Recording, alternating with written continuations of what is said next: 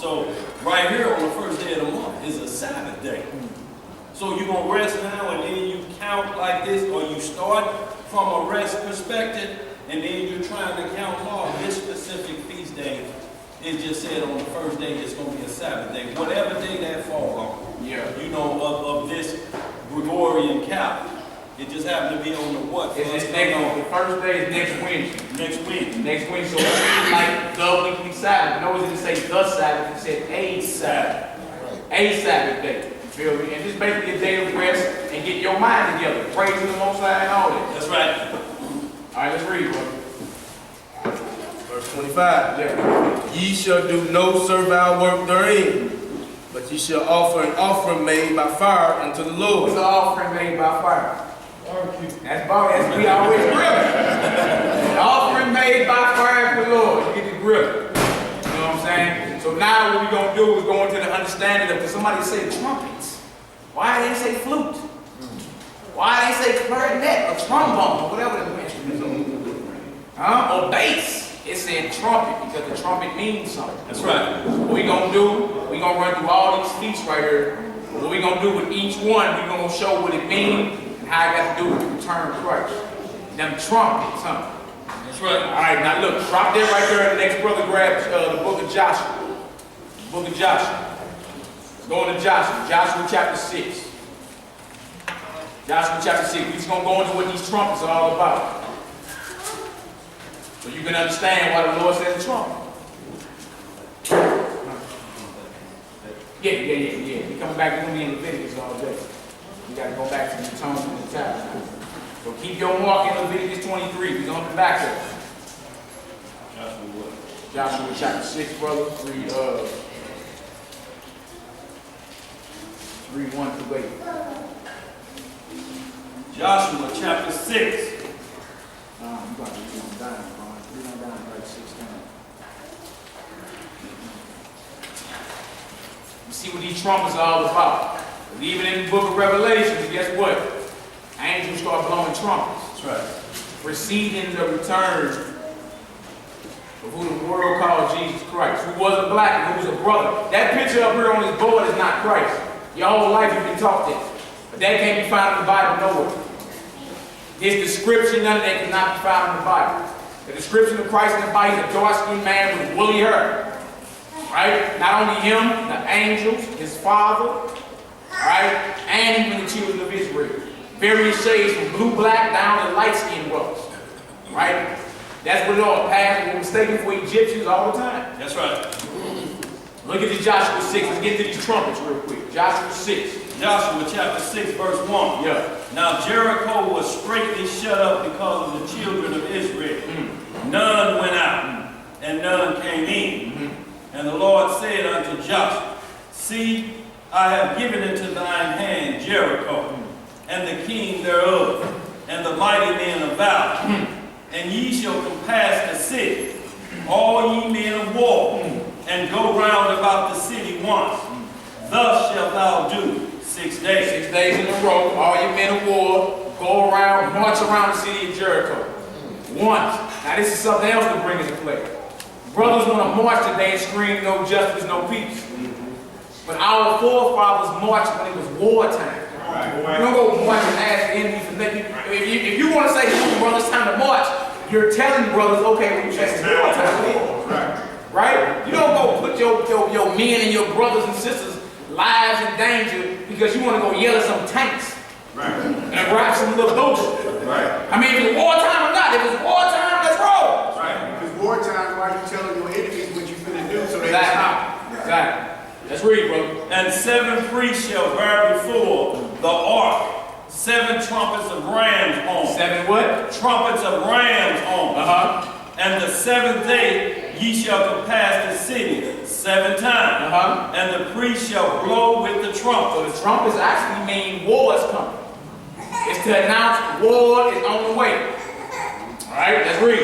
And it shall come to pass that when they make a long blast with the ram's horn, and when ye hear the sound of the trumpet, all the people shall shout with a great shout, and the wall of the city shall fall down flat, and the people shall ascend up, every man straight before him. Yeah, now this is straight war. The promised land that the Lord promised to Abraham, his children got to fulfill that promise now. It's just one problem. There are inhabitants in the very land the Lord promised to Abraham. So what we do? We just show them and say, hey, how y'all doing? What's good? Hey, I don't know if y'all got the memo, but the Lord gave us this, so y'all got to go. Don't work like that. Don't work like that. War would have to transpire. War would have to go on. See what I'm saying? See that, and that's how you know the Bible is the truth, because they don't even hide what you call ugly parts. That's right. It's going to keep it all the way 100, Richard. This is what happened. This is how the Lord conquered that land right there. This is what your people did. They don't hide the smooth or the rough edges. Let's read, brother. And Joshua the son of Nun called the priests and said unto them, take up the ark of the covenant, and let 7 priests bear 7 trumpets of ram horn before the ark of the Lord. Right. And he said unto the people, pass on, and compass the city, and let him that is on pass on before the ark of the Lord. And it came to pass, when Joshua had spoken unto the people, that the 7 priests bearing 7 trumpets of ram's horn passed on before the Lord, and blew with the trumpets, and the ark of the covenant of the Lord followed them. And the armed men went before the priests that blew with the trumpets. So hold on. We got the preachers, the priests at the bottom too, huh? The priests on the front line, the men are on. You see that? This is what you get your mind in war says. So when you hear about these feasts that we have, memorial blowing the trumpets, it's to let you know war is coming. Right? The Lord is on his way with the greatest army in existence. And preceding his return, trumpets start blowing. Right. Trumpets start blowing. Right? Not a flute, not a violin, trumpets start blowing. And it's to announce war. All right, let's read, brother. And the reward came after the ark, the priests going on and blowing with the trumpets. And Joshua had commanded the people, saying, ye shall not shout, nor make any noise with your voice, neither shall any word proceed out of your mouth, until the day I bid you shout. Then shall ye shout. Come on. So the ark of the Lord compassed the city, going about it once.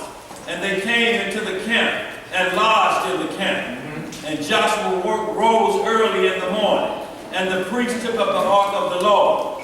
And 7 priests bearing 7 trumpets of ram horns before the ark of the Lord went on continually, and blew with the trumpets. And the armed men went before them.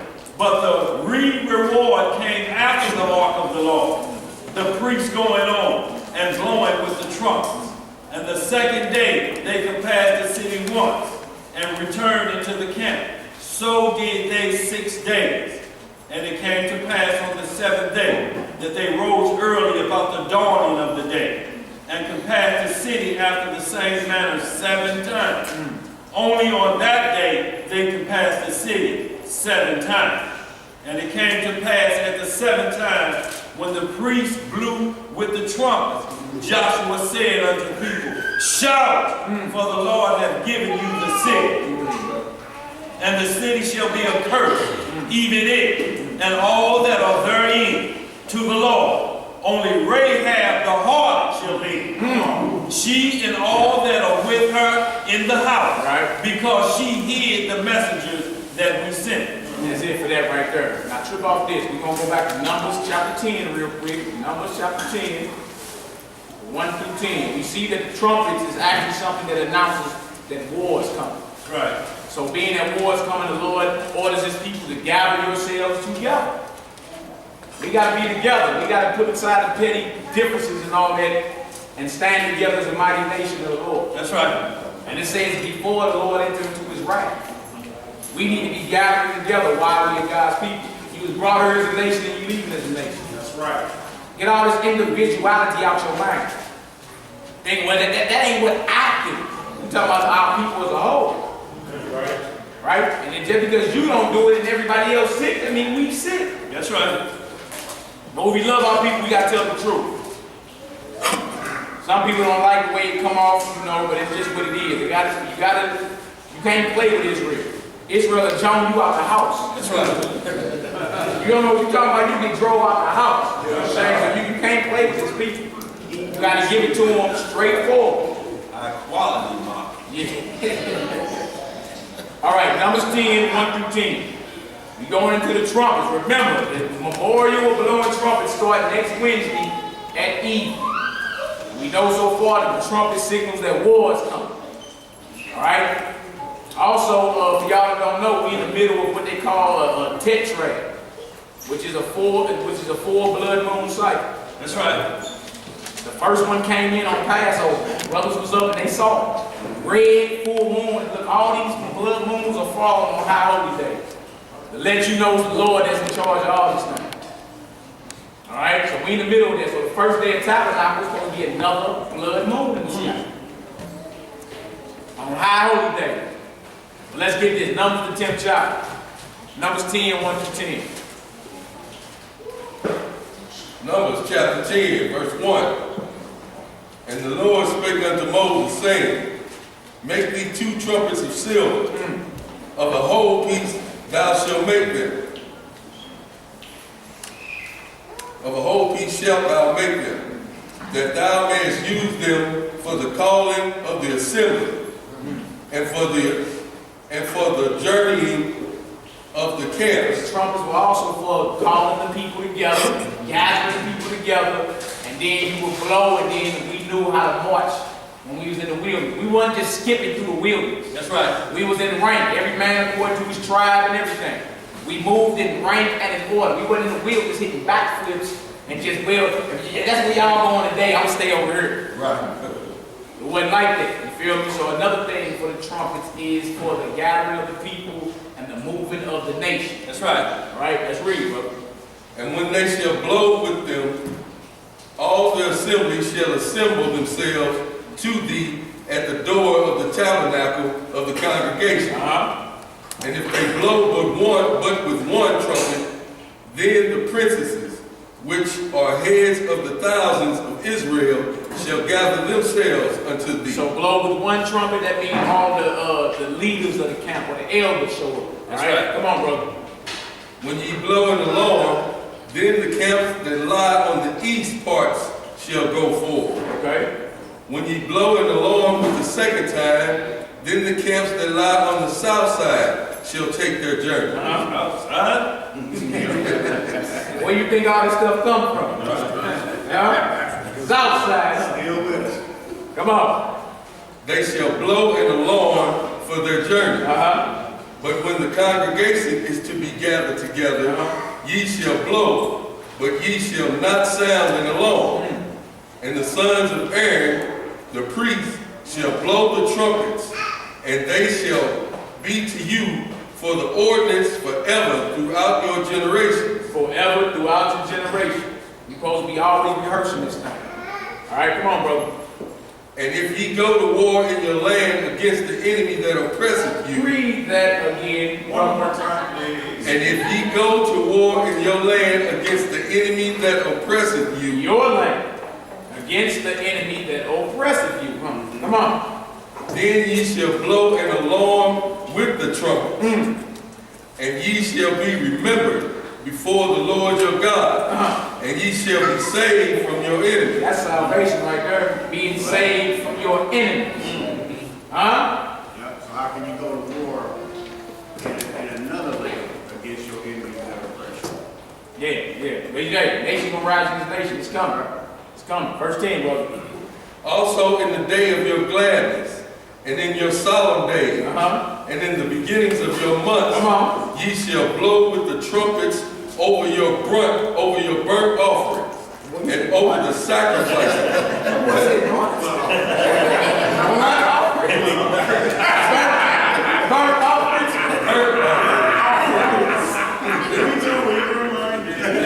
Come on, man. Let's get it. Burnt offerings, and over the sacrifices of your peace offerings.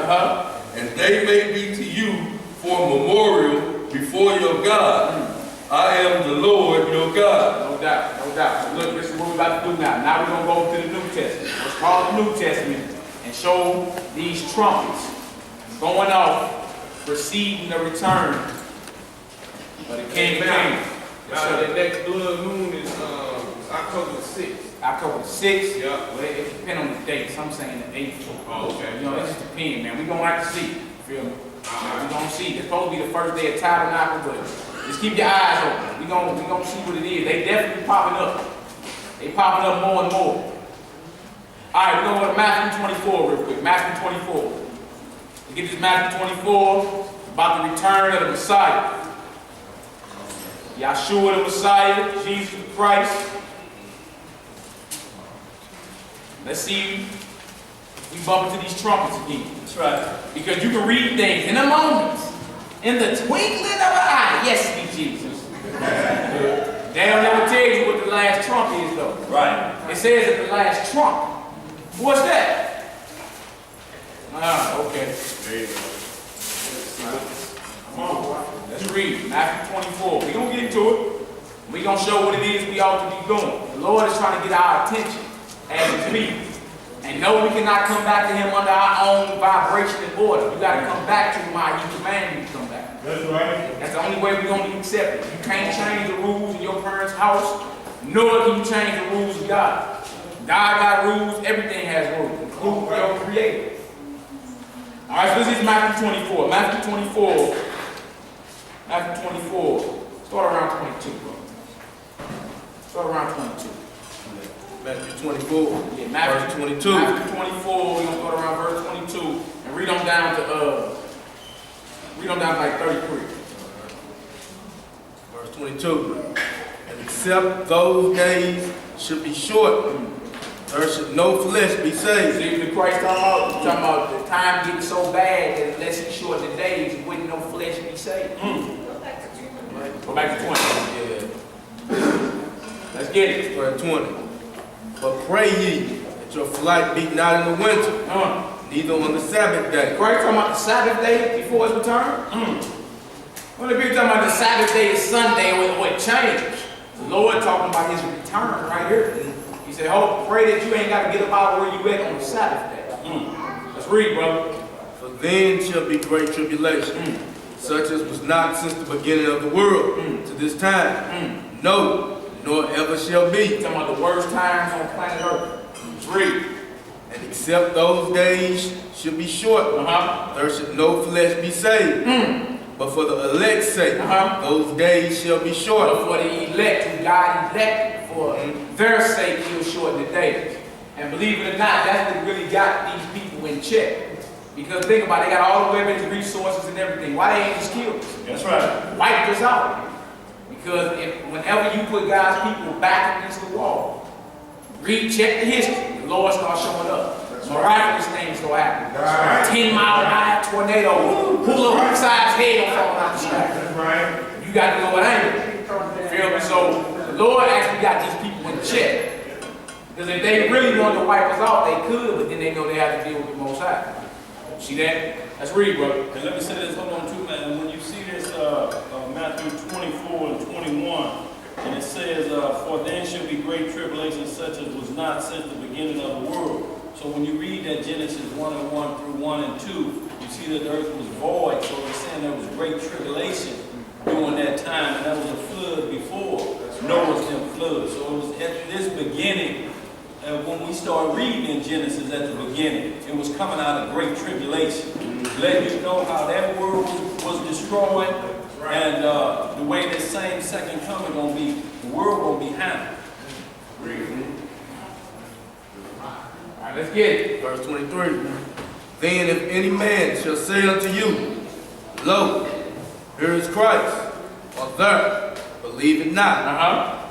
For there shall arise false Christs and false prophets, and shall show great signs and wonders, insomuch that if it were possible, they shall deceive the very elect. See that? False Christ, false prophets, all that is showing up in this day.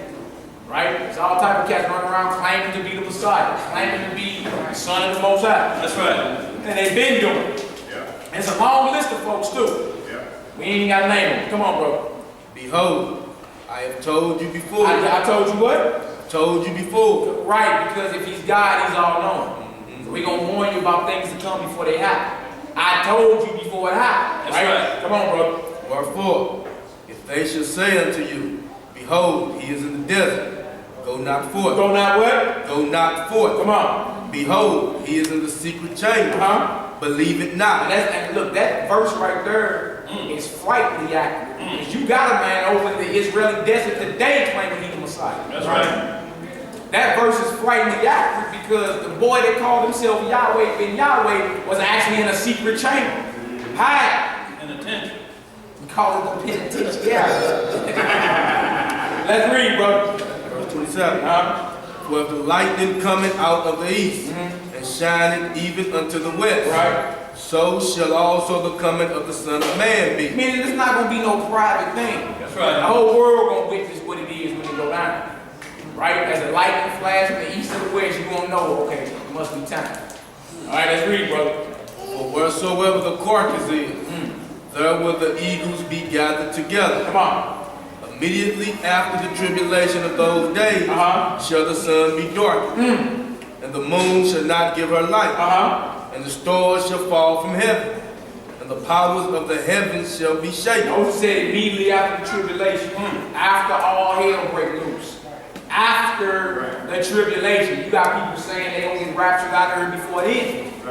Right? Now the Lord coming to gather his people. What's this rapture stuff? That's right. Before the tribulation, that says after the tribulation. The sun gonna be darkened, the moon gonna lose her light, and the stars are gonna fall from heaven. That happened? Does that happen? No. That ain't happened yet. Let's read. And then shall appear the sign of the Son of Man in heaven. And then, after all that, then the sign of the Son of Man will be in heaven. Come on. And then shall all the tribes of the earth mourn. Right. And they shall see the Son of Man coming in the clouds of heaven with power and great glory. With what? Power and great glory. See our Lord returning to this earth? Power and great glory. It won't be something private. It won't be quiet. Right. He's coming back with power and great glory. That's right. And look, the powers that be understandings, they weaponize in space now. They got space weapons, pointing outer space, anti-matter weapons, race-specific weapons, all type of weapons they think they're going to use to fight the Lord. See, they understand what we do. You still in la-la land. Thinking Christ coming back to hand out flowers and rub you on your back. The scriptures say he coming back to go to war.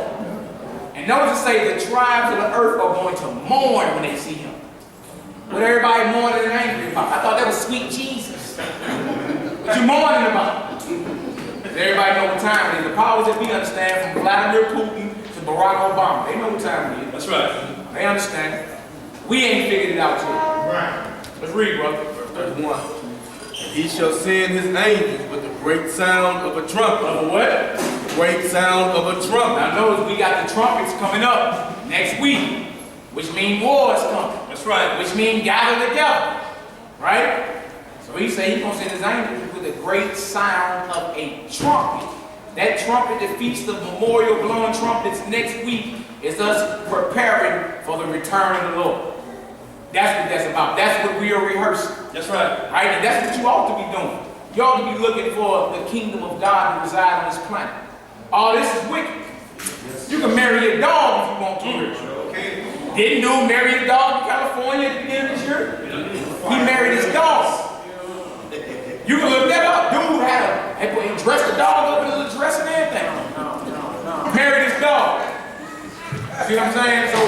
So we ought to be looking forward to the kingdom of heaven. That's right. You feel me? But hey, we still got work to do as well. Right? Because we constantly got work to do. Work for our people, work for ourselves.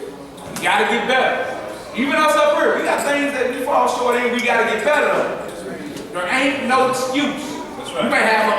You may have an explanation. Well, I did that because there ain't no excuse. Right. Ain't no excuse. You gonna be held accountable for what you doing. Huh? Why would you be? You held accountable down here? I don't get a speeding ticket, I go to court, don't you?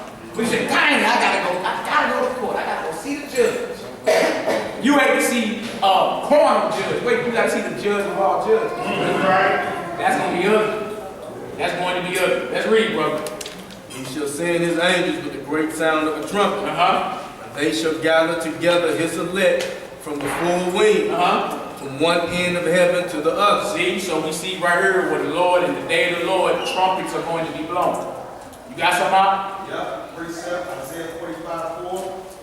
When he say he's going to gather together his elect, his Isaiah 45:4, it says, "So Jacob I served is safe, and Israel my elect.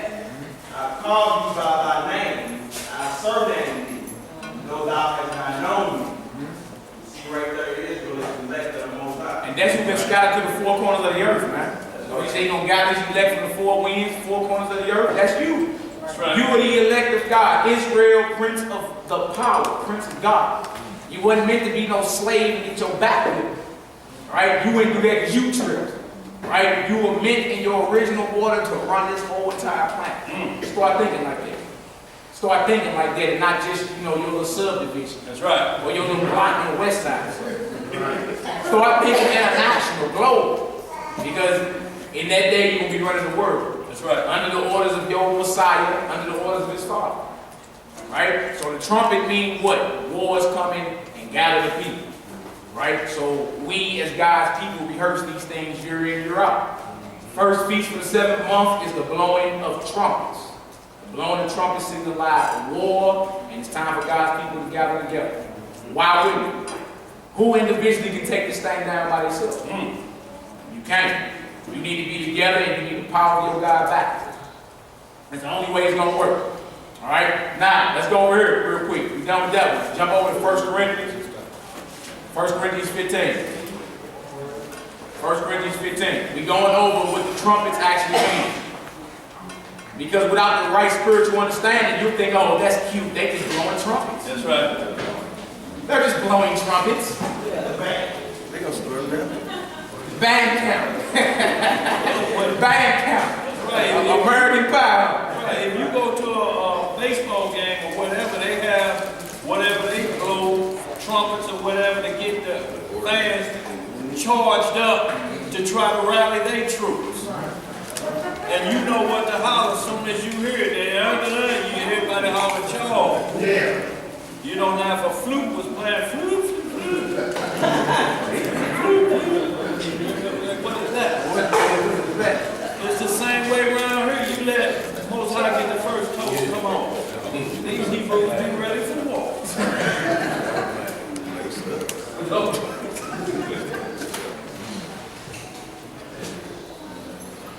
All right, we got that 1 Corinthians 15, 22 through 58, and then we also need 1 Corinthians 14, 1 through 8.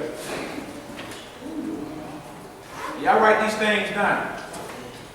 Y'all write them down. Go back over in the spare time. Study this thing. You really want the Lord to deal with you, you gotta dedicate yourself. That's right. The Lord ain't gonna light switch. You just turn the light on and just flick them on at your own convenience. You really want to get with him, you need to go ahead and separate yourself and get down. I'll pray to him, meditate, get these scriptures. Depend totally on him. And be sincere with it. He'll deal with you. Sister, you got something? Yes, so this letter that the scripture is talking about is all Israel, I think this time. So we did the remnant of Israel. We want to write down Isaiah chapter 10, verse 10 through 14, and Isaiah 11, verse 20 on down. We're talking about the remnant, the elect. Because all Israel ain't right. All Israel ain't right. Isaiah 10, you got like 10 through 14. Then Isaiah 11, like verse 20 through like 24. Up in there. You see, it's about the remnant. He's going to gather the outcast of Israel. Right. The elect, the remnant, which means a small remaining few. Everybody ain't going to make it. That's just the fact of the matter. All right, so when it say all Israel shall be saved, it's all of the remnant. That's right. Shall be saved. You got something coming, you think Judas is good in the kingdom. Feel me? Let's get to it. Let's get to it. 1 Corinthians 15. Book of 1 Corinthians, chapter 15, verse 42. So also is the resurrection of the dead. It is sown in corruption. It is raised in incorruption. It is raised in incorruption. So you die, your body is corruptible, but it will be raised up out of the grave as incorruptible. Meaning at that point you won't be able to die. Resurrection. All right, come on, bro. It is sown in dishonor. It is raised in glory. It is sown in weakness. It is raised in power. See how you read about the grave? Uncorruptible, in power, in glory. That's how you read about the grave. Like the initial thing where Adam and Eve was on. They wasn't made to die. They died after the Lord gave them coats of